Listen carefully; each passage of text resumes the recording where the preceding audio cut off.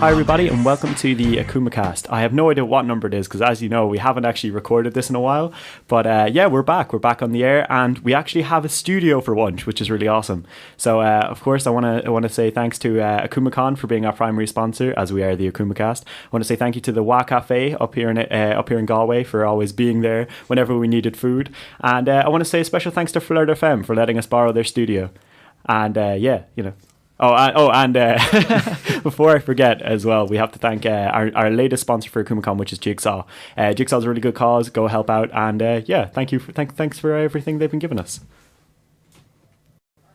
So yeah, welcome back to the podcast. I'm Andrew. I'm here as your master of the decks, and I'm bringing you yet another excellent entourage of guests. So I'm going to introduce them one by one. So sitting here in the green is John Burke, a regular on the show. So John, say hello. Hello there. Joining me in blue is Michael Crampton. Oh, am I saying hello now? Yes. Okay, cool. Hi, guys. Michael's only going to be joining us for a short while because this is a special occasion. We will actually be getting Niall, our Con Director, on the show for the first time. So that'll be interesting. And finally, the man in red, James. Hello, everybody. The jackhammer Broderick. So welcome back. Welcome to the show, guys. Isn't it great we have a new studio? Yes. Yeah, it's wonderful. We got a studio. It's kind of strange. It brings me back to the first podcast where I was recording it in a party at John's house on my laptop. Yeah, that was good times. Yeah, we did a budget, but it was fine. It came out well. Was I slightly drunk at that? Yeah, you're pretty drunk. Slightly drunk. You ended up on that podcast, even though we didn't want you on the podcast. Yeah, I did. So welcome back, guys. Anyway, and we're going to jump right into it because Michael has to go soon. So, guys, of course, after the summer, loads of games have come out. We've had Pokemon X and Y. We've had updates on the PS4 and Xbone. I'm going to be calling it that. Screw anyone who says otherwise.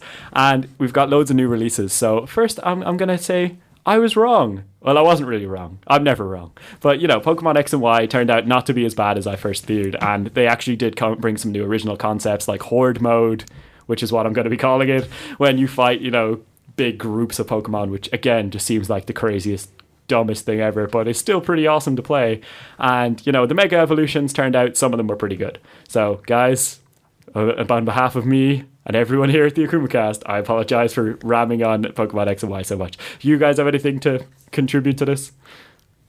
Well, I've been watching my girlfriend play it a lot, and she seems to be really enjoying it, and she would have like less experience than most people. Like the last game she had played, I think, was like Ruby or something like that.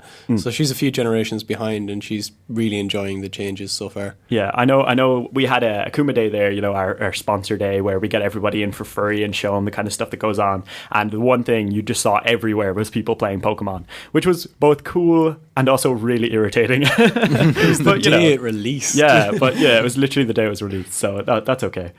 So James, I find the obsessions with shinies amazing. Yeah, I've been kind of noticing that. A friend of mine, he is on his 250th Murkrow, I believe now. Why? He's going for the shiny. Why? Oh no, he's gone well past that. He got to 9 boxes, so he's got at least 270 now. Oh wow. Why? Yeah, Why great. can anyone explain to me what is the point of shiny? Well, you see, with a shiny, normally the point is the fact that you get a different coloring of a Pokemon, and you know, color means everything. But his reason is acceptable, because with Murkrow, if you get a shiny Murkrow, it's purple. Okay. And when he turns into Honchkrow, he literally becomes Pimpkrow. That's pretty cool, actually. That's a legit reason. I just realized now. Then I have caught a shiny Pokemon. I've been recently playing a lot of Pokemon Ruby, and yeah, I caught a purple Trapinch, so that explains why the hell he was purple. I assumed it was a problem with the game. There you go. So anyway, in other news, we've had loads of stuff. We've had the Wii U come out. Like I said, we've had the PS4 and the Xbone coming out in like, what, 2 days? A day? Pretty much. Yeah. So, you know, just to date the podcast automatically. But yeah, so any thoughts on that, guys?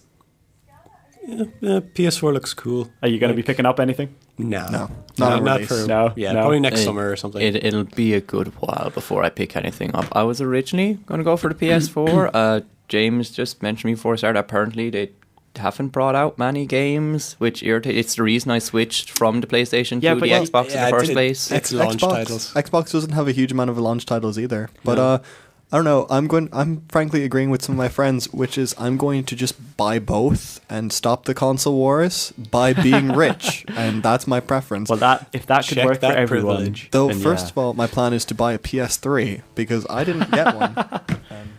I also never had one. Oh, Michael's going to have to just leave us now, so we're just going to say goodbye to Michael. Bye, Michael. Bye. Just momentarily. I think you might just need me early. Okay, that's cool. So if you come back, you come back. But yeah. I missed out on the PS3. I was an Xbox 360 child because, Halo. Yeah. I was a Halo fan. And I really want to play all of my, weeby Japanese games that I never got to play. And I can play them for dirt cheap now.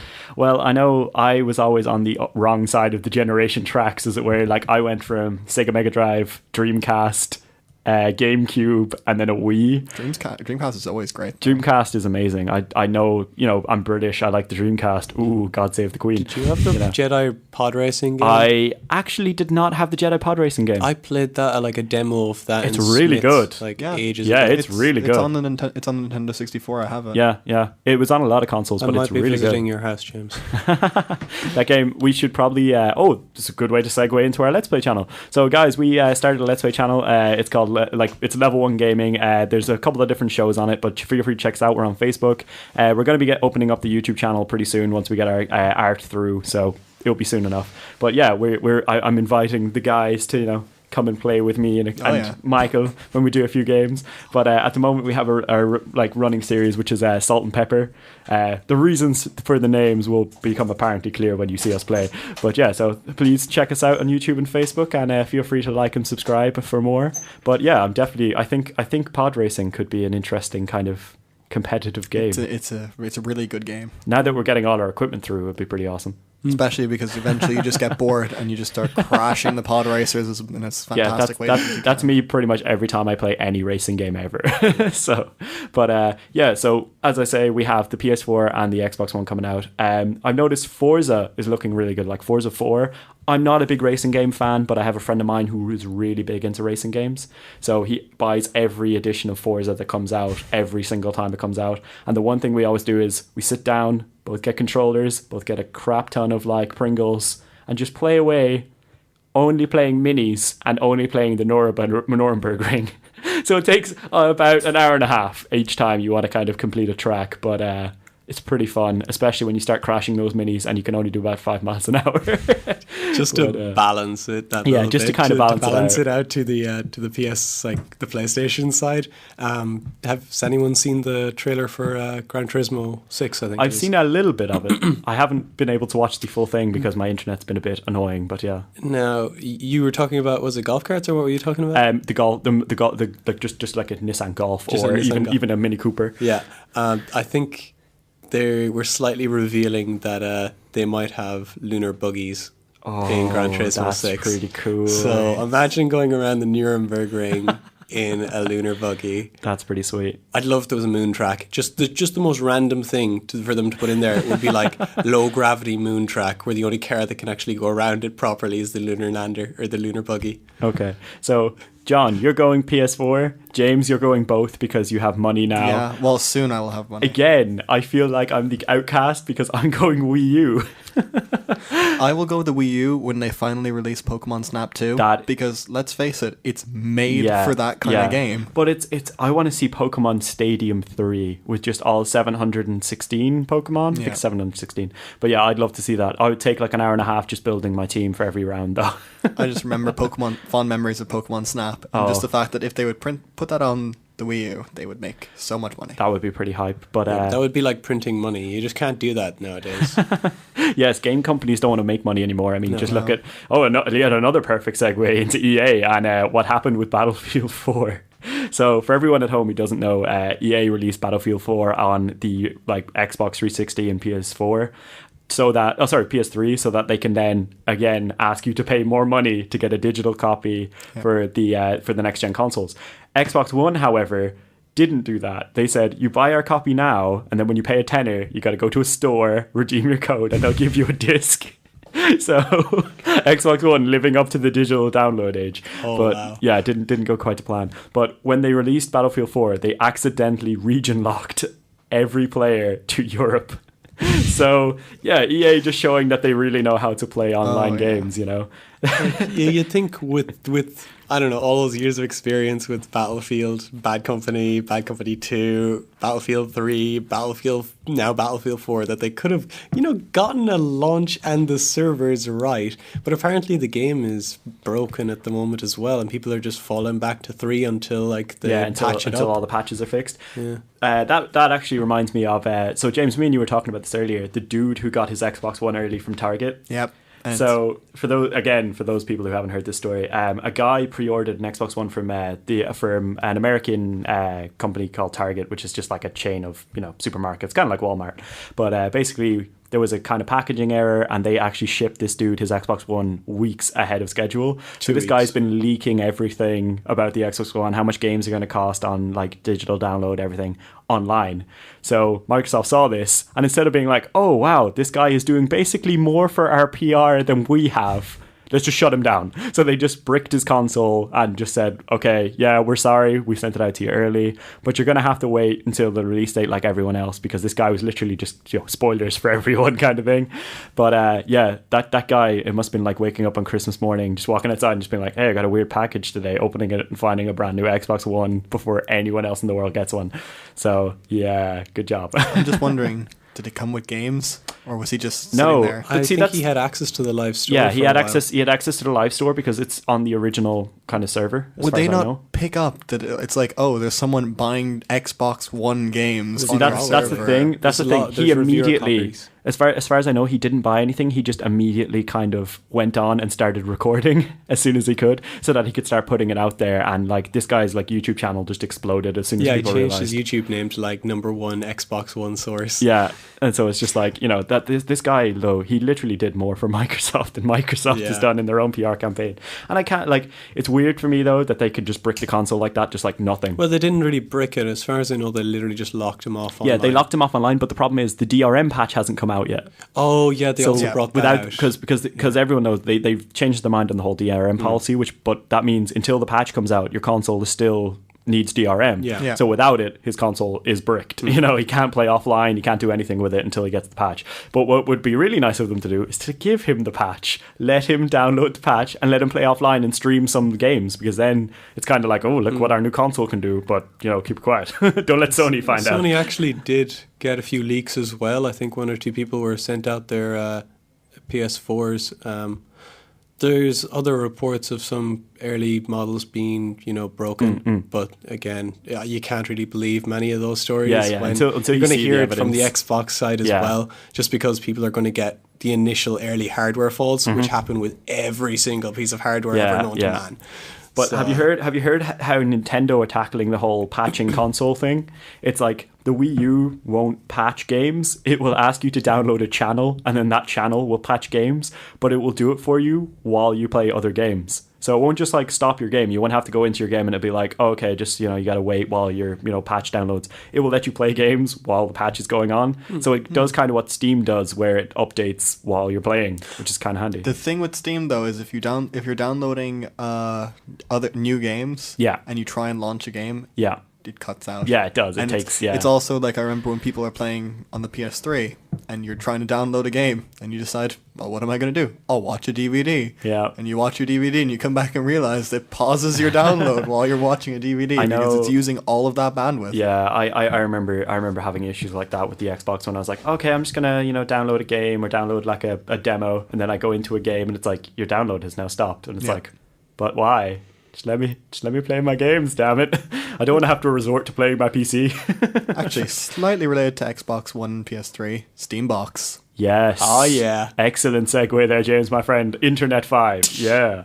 But so the Steam box is looking like it's gonna be a bit of a contender, actually. I just love the way the Steambox is basically a console that's not a console. Yeah, it's pretty intense. Like, I just hope it works exactly how everyone will think it works. See, there have been some things recently where Steam have come out and said that the Steam OS is literally just for launching Steam. It will not be a Linux equivalent. It only runs Steam. So people were wondering, would the Steam OS allow you to do some of the basic Linux stuff like, web browsing. Yeah. Apparently it's all just within the Steam big picture thing, but then people are just pointing out that you can just do a split partition and just put Windows on it. It's not so bad, Like the thing is with the Steam box though, it's the first time we've seen a console that's just pure digital, that kind of way. Like it's got no real hardware. It's literally just a console, and it's just plug in and play. I've looked at some of the specs they've given for some of the beta consoles, and I mean, one of the beta consoles has 2 NVIDIA GeForce Titans in it. I don't think it doesn't have 2. I think it's just 1. As far as give I an know. explanation for what those are for the people It's at a home. big graphics card. It's a €700 worth of graphics card. See, the one problem I have is I like to play Steam games, but my laptop is not great at playing Steam games. Yep. So I would consider buying a Steam box just so I can play my Steam games. See, for me, I've been thinking about getting a new desktop, but I mainly would use it for playing games. So I've been thinking about just getting a Steam box, put Windows on it on a second partition. And the one thing... Use that for the games that can't run on Steam box, and then just... And as well, it means with the Steam box coming out, it means more Steam games are going to be controller compatible, which is something I love because I am not a natural PC gamer. I've never been a natural PC gamer unless you count Aladdin's Math Quest and Word Shark as PC games. So, like, it's only now in my college years that I've been kind of getting into the whole thing. It's also going to be a lot cheaper because they've been getting lots of deals with the different companies they have in on the Steam box, and by having them take part and making their deals with them, they're getting the parts for a lot cheaper. Yeah. Because you have a guaranteed Steam box that's going to have these parts in it. So you're going to be getting the equivalent of desktop power, except on the cheap. Yeah. And the Steam OS is going to be optimized for working with this hardware. It's pretty awesome. Okay, so we're going to take a short break and then be right back. Hi, welcome back to the Akumakast. Just want to remind everyone, the Akumakast is sponsored by NUI Galway's Akumakon, our Galway's premier anime and manga convention. Also sponsored by the Wa Cafe here in Galway. And officially this year, our charity is Jigsaw. Jigsaw is a great cause to help out young people who are having, emotional or distancing issues. So it will help out a lot if you come to Akumakon and donate some money to us. Thank you. Bye.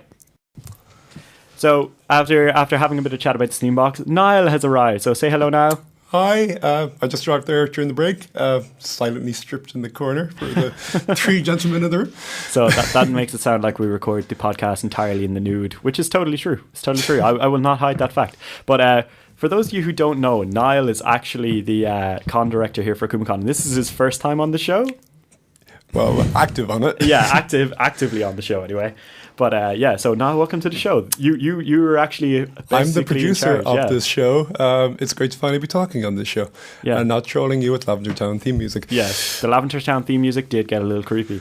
But yeah, so thank you for joining us now. It's a pleasure. I know you've got Akumakon stuff you want to talk about because we're actually going to update on Akumakon on the Akumakast. It's shocking, I know. Oh my. But I think first we got to segue into a little thing I like to call Con Talk. So for those of you who've listened to the show before, this is where we talk about, our experiences at conventions, because in about a week, we're going to be heading to probably the biggest convention in the East, which is, of course, EarthCon. So EarthCon is the con down in Dublin. We're going to be visiting them, having a bit of crack, meeting some of the guests, that kind of thing. So guys, any stories you want to share that aren't too bad about EarthCon? Because you know what I'm talking about. With the lamb killing and, the overdrunkenness. Would you like some paracetamol? We're not going to get into that.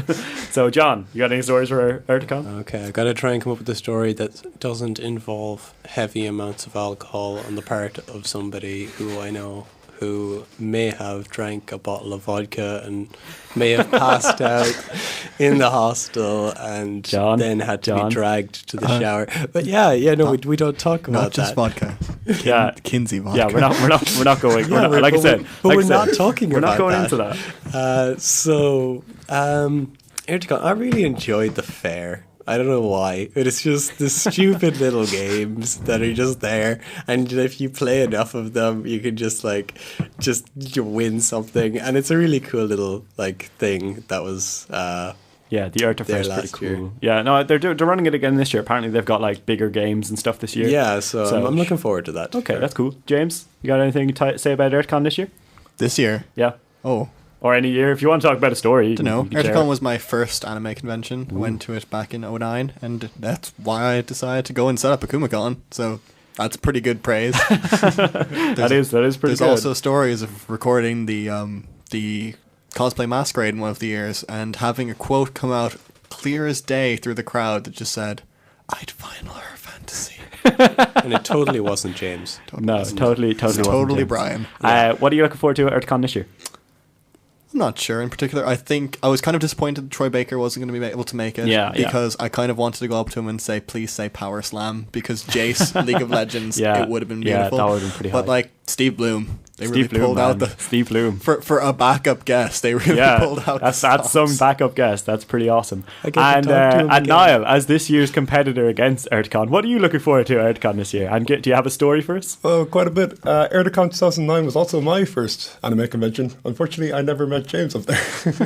I was doing the Leaving Cert, and that year I came second at the Super Smash Bros. Brawl tournament and got the nickname the Kirby for my explicitive tactics. No swearing, Niall. No swearing. God damn it. We can bleep That was out. with a K. Yeah, we'll bleep it out. It's cool. No one will know what you said. But continue. But yeah, I came second for my explicitive tactics. And then got booed a few times during my games. Always quite interesting. But yeah, this year I'm looking forward to quite a bit. James Fitzgerald, Jim, and another guy are doing a pro wrestling panel. Basically, a career retrospective of the Japanese legend Kenta. Kobashi. We're going to that. That's going to be pretty Oh, awesome. yeah. Just so people at home know, me and Niall are big wrestling fans. You know, corporate Kane all the way, buddy. It's what's best for business. But yeah, so myself, I'm looking forward to going to EarthCon this year. Last year was a bit of a blast until somebody tried to put me into a coma. But aside from that, Did put you into a put me coma. in a coma. I'm I should sorry. be corrected. No, it doesn't count. But yeah, they made me safety officer for the trip again. So clearly, I did a good job last time. You know, with all those people going missing and everything, and getting put into a coma, I clearly did the best I could Yeah, do. you were a very safe safety I was the officer. best safety officer. He was but, very safe while in a coma. Yeah, I was perfectly safe in a hotel room alone. But I anyway, thought I was helping you. like I said, we're not going into it. But yeah, no, what I'm looking forward to EarthCon this year is just kind of catching up with everybody you meet at cons. You know, you got Fitzy, you got Bubbles, you got all the rest of them. So it's going to be pretty awesome to kind of catch up with all those dudes. And yeah, you know, just kind of seeing some of the guests, because there's some pretty big names, and having a bit of crack, you know, playing the Vanguard is going to be pretty awesome. So yeah, so that's pretty much what I'm looking forward to. But James, you had another con you wanted to talk about. Yes. At the weekend, there was BlizzCon, Blizzard's convention, where they reveal all of their big news about their big games. And like, I was following a lot of the stuff at it, and I'm really hyped, as usual. Right, go on, give us the hype. I've never been able to go to BlizzCon because, you know, first of all, it's in the States, and second of all, tickets sell out within like minutes.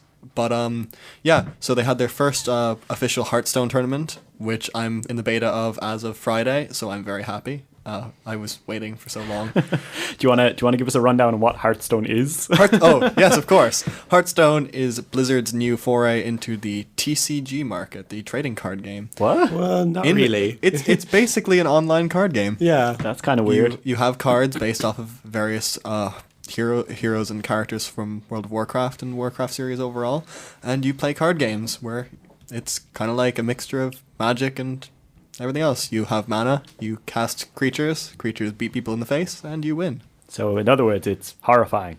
Except, see, what some people have pointed out that's very true is this is Blizzard going into another market that's normally really difficult for people to get into, and making it really easy and addictive. Oh, Just like MMOs. just like everything else. Blizzard Just like do. RTSs. Just like everything Didn't you else. recently introduce someone to World of Warcraft and have yes, now I did. lost them forever? After reintroducing myself to World of Warcraft, because they also announced the Warcraft expansion for Warlords of Draenor, which looks like it's going to be amazing, and has time travel that's not really time travel. Yeah, That's it pretty totally just like cool. breaks the timeline off from like 4 timelines into like another whatever, I don't know. Bajillion. Too many timelines. And also they announced Heroes of the Storm, which is Blizzard's foray into MOBAs. So it's going to be kind of similar to LoL and Dota, but League of Legends Yeah. and Dota. Yeah. But it's going to be quite different. But the trailer is amazing, and it's basically going to be a chance for people to play as various characters and heroes from all of their franchises like StarCraft, Diablo, and World of Warcraft, and Yeah. beat people to death. Well, speaking of qualifying for betas, I actually got into the Infinite Crisis beta, and I've been like, when I saw this game, I was like, wow, okay, so DC are giving a crack at having the old, you know, League of Legends Dota builds. So I played it. It's pretty good. It's not bad. Like, there's not too many characters out yet, but that's obvious because they've only just started. But the character I'm just really getting into is Atomic Green Lantern. and it's nothing but just his story. So Infinite Crisis, all the worlds of DC collide into one fusion planet and they all fight over the remains. Atomic Green Lantern is just Hal Jordan, who has been crushed by wreckage in the atomic bombs, had his ring shoved into his chest, and is now nuclear powered. And like the final line of his lore is just like, he knows he has to save the world before he dies. So he's dying and it's like, yeah man, you're pretty beast. And then his ultimate is just Meltdown, where he just explodes like a nuclear reactor. So yeah, it's pretty awesome. It's a really weird kind of, it's very different from LoL, plays very different from LoL, and it kind of reminds me of Smite in some ways, like with the way like items build and stuff, because you can auto buy items and things like that. But yeah, it's a really good game. I've been getting really into it. The only thing that I've asked them to kind of fix so far is just it only plays in HD, and my computer's not great for that, so playing it like 20 frames a second is not working for me. Not their problem. Yeah, but you know, Yeah. I'm beta testing. They have to listen to me. Have more money. Have more money, buy more things. But no. Be more privileged. Yes, all the privilege. But that reminds me as well. I want to talk about just really quickly a really great Minecraft mod that's come out. The guys from Achievement Hunter have been playing it recently, which is the Galacticraft mod, where basically you go to the moon, and then from the moon you can go to Mars and explore other planets. So if you enjoy playing Minecraft and kind of want to jet around other planets as well, play Galacticraft. I've been playing it. It's really awesome. Brought a sheep with me to the moon. There's now a sheep on the moon for no explained reason. It's got a sign that says hello. I think we covered everything there. Has anyone got any other cons they want to talk about that isn't that one that James wants to talk about? Did you put a fishbowl on the sheep's head? No, he's gonna die of oxygen deprivation. Yeah, it's kind of the funny part, just watching him float off into space. Did you bring the Space Core to space? No, I did not. Anyway, but just to move ahead, I think it's time to talk about some anime, as this is, you know, an anime and manga show. So, of course, we've had the whole new season come out. We've had loads of new shows. We've had Maggie. We've had Kill la Kill, which is something I really want to talk about. We've had Attack on Titan finish its first season. We've had Ruby finish its first season, so there's a lot to talk about. But I'm going to let you guys kind of go on this first. So, James, what have you been watching over the summer? What have you kind of caught up on? I know you haven't finished Attack on Titan because you're a horrible cretin. Pretty much. But go on, give us a list of what you're been I actually wasn't watching anything pretty much over the summer and etc. But now I've gotten back into it because now I'm watching Log Horizon and Outbreak Company. Do you want to give us a bit of a laydown? Log Horizon is basically Sword Art Online except for adults, because where Sword Art Online is focused on one character who is amazing in every way and every story revolves around him, Log Horizon is about people who just played MMOs a lot, and then when that becomes the real world, they just kind of go about it. There's guild politics, economics, and they even poke fun at Sword Art Online, because no one knows what happens when you die. Someone dies, comes back to life and says, I guess when you die in the game, you don't die in real life. That's pretty good. And also Outbreak Company, which is amazing. It is the story of a rift opening between Japan and a fantasy world. So basically ruled by a lolly queen. So basically Japan. Yep. And they hire some otaku who just lives at home with his mom, and they hire him to be the otaku minister to try and trade culture and bring the culture of anime, manga, and gaming to this foreign fantasy land. And wacky hijinks ensue as he tries to teach them about the glories of... So it's Japan trying to teach other Japan about Japan. Yeah. And, you know, it involves him translating manga so that they can actually read it. They're watching anime. They play games. That sounds amazing. It is a work of beauty. I don't know whether it sounds terrible or amazing. It's amazing. I think this is something we're going to need to watch. It also has the advantage of him just being completely over the top about everything. So overreacting to the lolly queen and how it's amazing, and overreacting to his half-elf maid who has to look after him. And yeah, it's really good. And it also raises issues with fantasy settings in their classes. But that's about it. So, Niall, what have you been watching over the summer? Not a lot. I've been quite busy. But the one thing I will say is, for anybody listening, if you haven't seen Ruby, watch it. I actually haven't been able to finish Ruby yet because I only watch it with my girlfriend. But the show is in total probably about 3 hours long. Yeah. At most. Yeah. So definitely watch it. The soundtrack's amazing. The artwork is different, but it's beautiful nonetheless. So you give a big up to Monty Ohm over there in Rooster Teeth. Oh, I will. Yeah. Wait, no, that sounded wrong. So what you're saying is Rooster Teeth, Akumakon confirmed. No comment. And don't forget the soundtrack comes out on sale on everything except iTunes in the next day or two. Yeah, So the I'm gonna be buying it. DVDs for the first season are already out. Yeah, But I they, don't they have have the the official money. they have the official soundtrack out. It's on iTunes The OST. now, but it's on It's on nothing YouTube. else. The entire OST is on YouTube. Yeah, and I'll just buy it because I want to give them money. Yeah, that's They true. should just That's take my money. Oh, okay. And John, what have you been watching? I've actually just been finishing off Code Geass. Like, I finished season 1 and now I'm watching season 2. And I came across a thing that one of my friends, he kept referencing, but I never understood what he was talking about. It's just the euphanator. He just kept saying okay. that. And like, I was just like, Is this spoiler territory or is it just confusion? no, I was just utter confusion for a long time. And then, yeah, Suddenly. makes sense Now now. you understand the quote about the euthanization of Japan. Yeah. That sounds pretty bad. I'm not going to ask, but yeah, I think it would be a miss if we didn't talk about Attack on Titan. I know two of you dudes, Niall and James, have not yet. Have you finished Attack on Titan? Niall, have you finished Attack on Titan? The first time I saw Attack on Titan was last Thursday. Okay, so Niall definitely hasn't finished Attack on Titan. Yeah, we watched Attack on Titan as part of NUIG Anime and Manga, so we screened it. Everyone came, everyone laughed, everyone cried. It was awesome. But yeah, so you guys haven't finished it. Me and John have finished it. We of course know what I'm talking about when I say Captain Levi. Oh, God. Just fist bump, Captain Levi. Yeah. But for those of you who haven't seen Attack on Titan, go watch Attack on Titan. I don't care. Just pause this right now. Go watch Attack on Titan.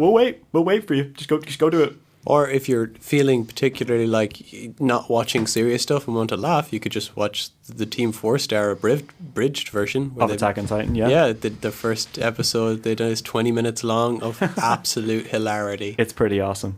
But yeah, so go watch Attack on Titan. The second thing we have to talk about, of course, is Kill the Kill. Have you all seen Kill the Kill? What's the first 3 episodes? I've seen 2 episodes. I have not. God damn it, Niall. You and your Akumakon keeping you busy. I've watched the 5 episodes of Kill the Kill. I think there's 7 out now. But that show only gets better. Like, every time I watch it, I'm like, yeah, this show is just drawing me in. And it's really... The art style is so distinctive because it's Gurren Lagann, you know? Like, it's Gurren Lagann, the high school story. And then it's got, like, just the most random things happening. And it's like, you don't really know who the main character is. Like, you know who they want you to think it is. But then there's, like, other characters who kind of take over that role as the show goes on. And it's just amazing.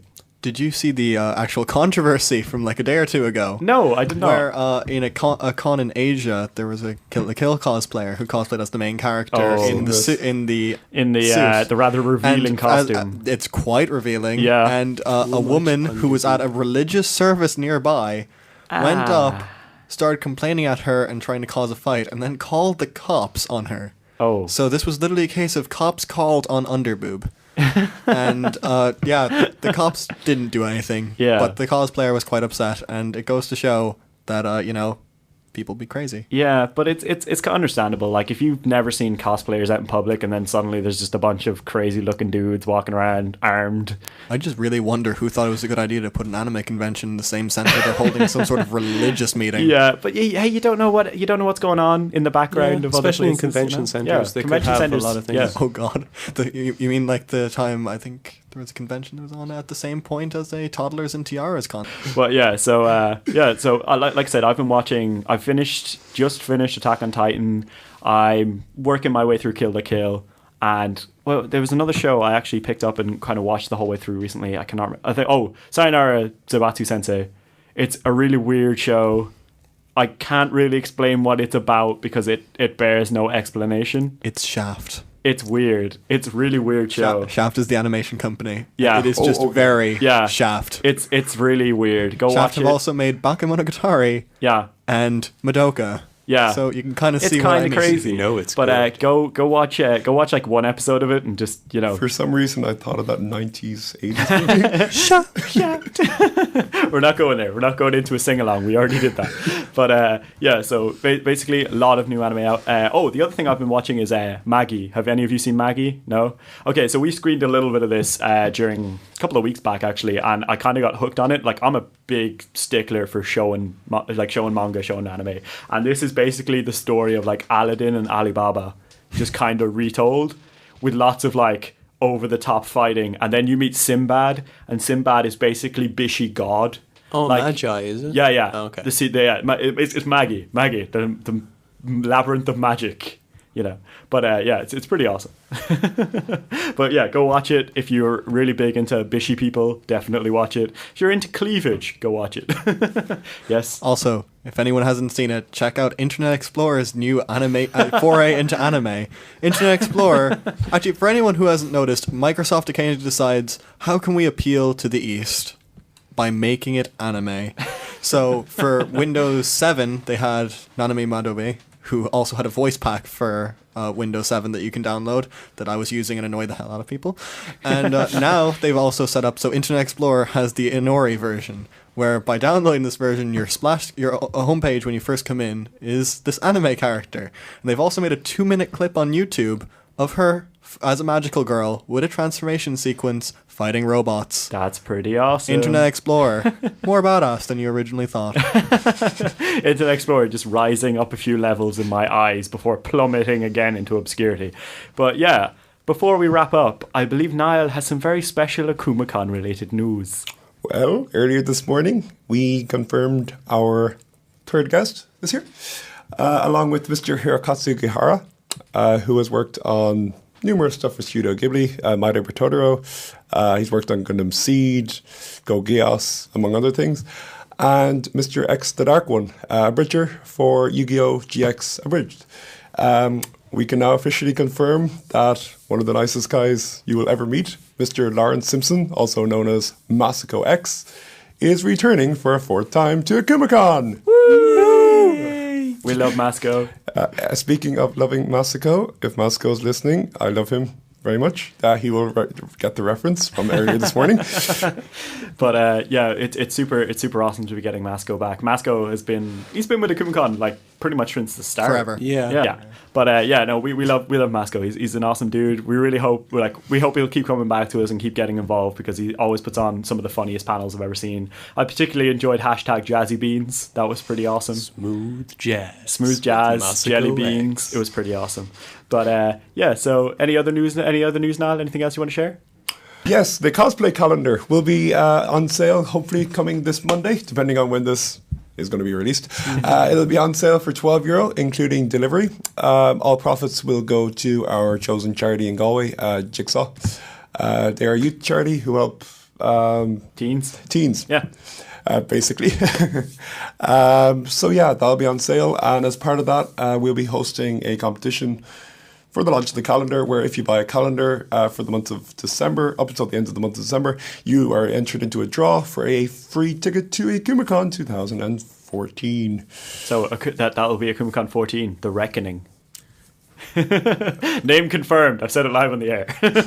Totally counts. But yeah, I think this has been a pretty successful return to the podcasting business. I want to thank all my wonderful guests for being here with me. I, of course, have been Andrew, John, James.